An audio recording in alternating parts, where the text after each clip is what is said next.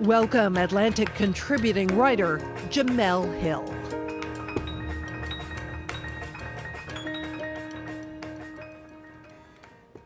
Thanks for joining us here at Atlantic Festival, I'm really very pleased to sit down with our guest today. For a lot of us that are in media, this has been a really bizarre time, but it's also forced us to become more of a one man or one woman band than we normally have. And so my guest today is somebody who has had the challenge of trying to produce a successful late night show, still relying on several important elements, a production team, or I should say without relying on these elements, a production team, a live audience, all the bells and whistles that normally come with producing a late night show. When the host and the entire staff and crew are forced out of studio and into isolation, well, that definitely forces them to be creative. And so we're going to find out in just a moment from one terrific late night host how she has handled COVID-19 and still producing awesome content. So here to discuss how she's made it work from home and with her show, I am joined by the host of Full Frontal, Samantha Bee. Samantha, thank you for joining us. Thank you so much for having me. I'm so excited I love talking to you, as you know. So this is a thrill for me. I like to be I'm seeing you. I love it. I know this is great because the last time we talked, I don't think we were. It was a podcast, so it was audio, so we didn't get a chance to actually connect face to face. I like it. All right. Yeah, this is so as I mentioned in the intro, people like yourself, you're forced to do something that you had not been planning on doing at all. And so why don't you just start there and tell us when COVID happened and it obviously presented some challenges for you as a late night host, what were sort of your initial thoughts about how you were going to handle putting out content during this time? Well, we didn't know when COVID first really kind of struck our world. We had a show on March 12th. It was a Wednesday in our studio. And while we were in the studio filming the show, everything was getting shut down around us. So that was that really big, really, really dramatic week. So our office building got shut down around us and the studio got shut down around us. So we were the last show taping in the studio that day. And when we were done, everybody were like, we had done the show without an audience that day. And when we were finished for the day, they were like, that was so great. We let you finish, but you have to get out right now. And so we kind of fled the building, grabbed equipment, grabbed whatever we could along the way. And we found ourselves, a couple of days later, my husband and my kids and I we have a house just outside town. So we came to the house and we were like, what happens now? We obviously can't do a show this week. So we took one show off the calendar and it was massive anxiety. Everybody had gone into the office and taken their laptops or taken whatever they could take, but we didn't really have any presumption or knowledge that we could build a show outside of our studio world. So it took a couple of days. But it really only took a couple of days because my husband's a television person too, and he's a television director. It really only took a couple of days before we were like, should we shoot something? Should we just do it? Should we just start filming things? And we did, and it worked well. And it was, it was a weird process. I mean, we shot everything on a phone, but it was kind of a proof of concept that we could do more than we thought we could do if we just used the open space of our backyard and the natural light of the sun and literally an iPhone. And that's kind of the tiniest kernel of how we started to build the idea of shooting the entire show in the backyard, which we ended up doing.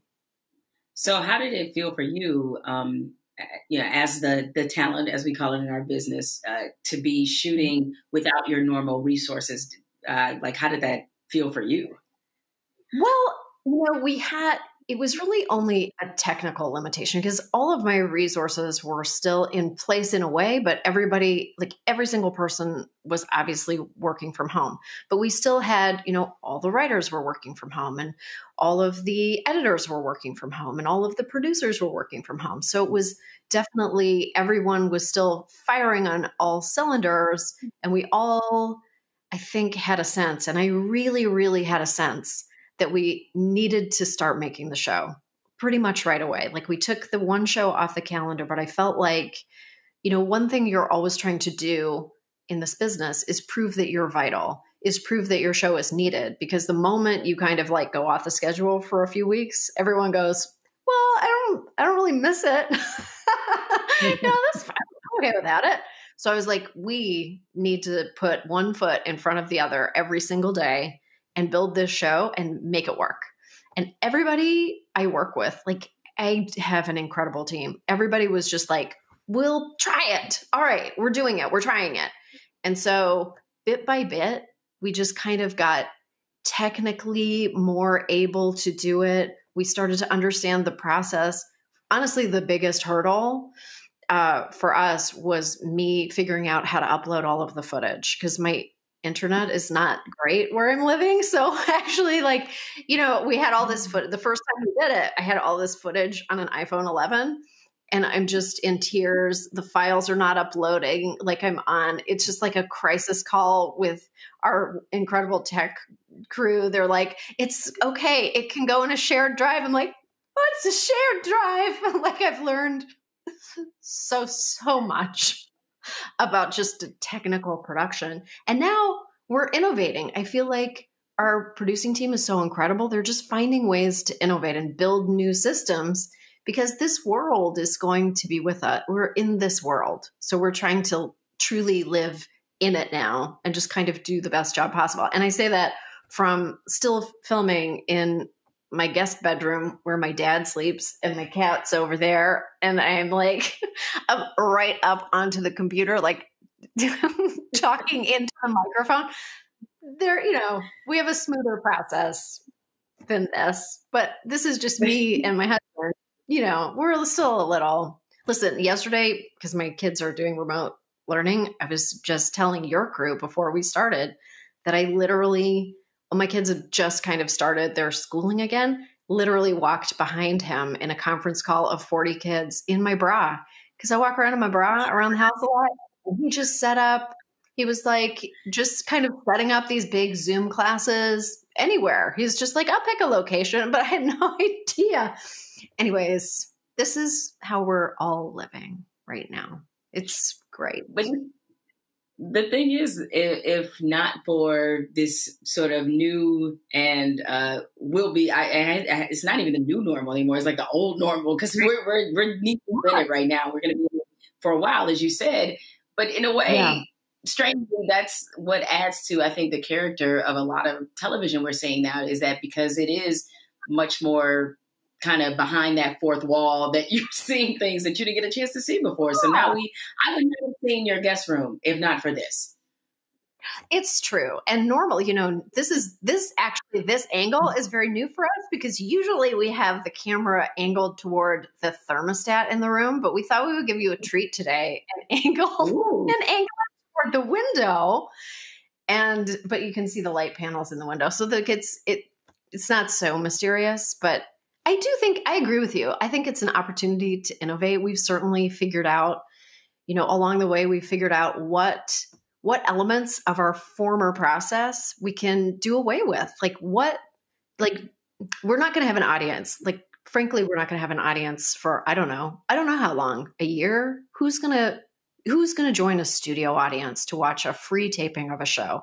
I feel like theater will come back and people will sign up for that because that's like art and you buy a ticket and it's a whole thing. But a free taping of a show that you can watch on TV, it doesn't feel vital, So we're now trying to explore ways that we can shoot the show the morning of the day that it airs, which is how we would normally do. So we're trying to advance our process as we go. And each thing we try, we learn another trick.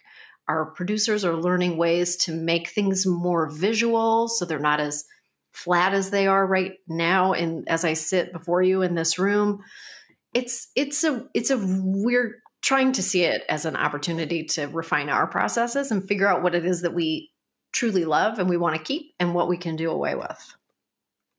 So among the things that you will keep for a while, will it be your family being your production crew? And what has that experience been like?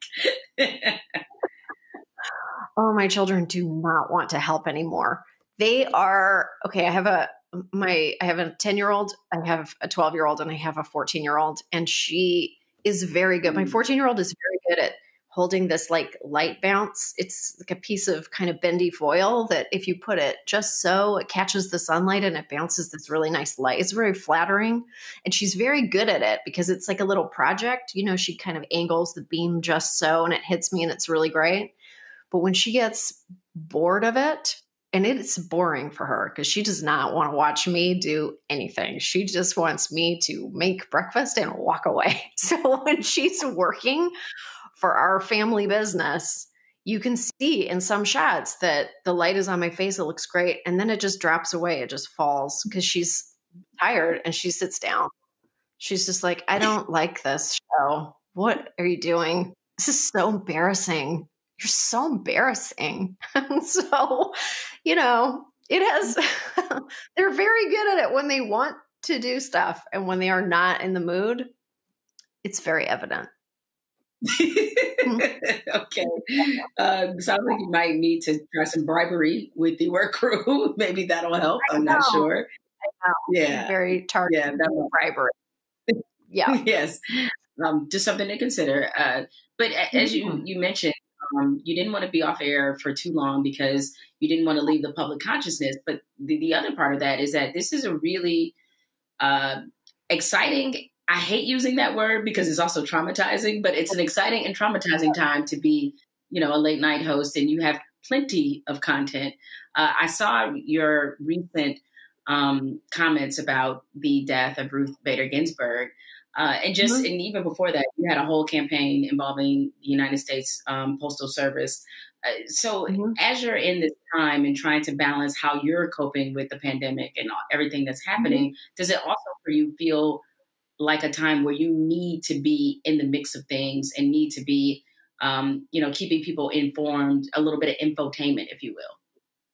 Well, that's for sure a part of it, because I mean, I think that mostly people on the, people who work for Full Frontal, we're obviously all super driven and passionate about these issues. So it would be like, we'd probably in some form or another be doing this show alone in our homes if it wasn't for the fact that we could kind of gather and make content like this. So also we want to be able to be commenting on it, and we want to be able to to plant a flag in it. And, one of the driving forces, I think, behind the show and what really feeds all of us is that the show, and I really, when I'm personally performing the show, it represents the work of really 65 incredible people.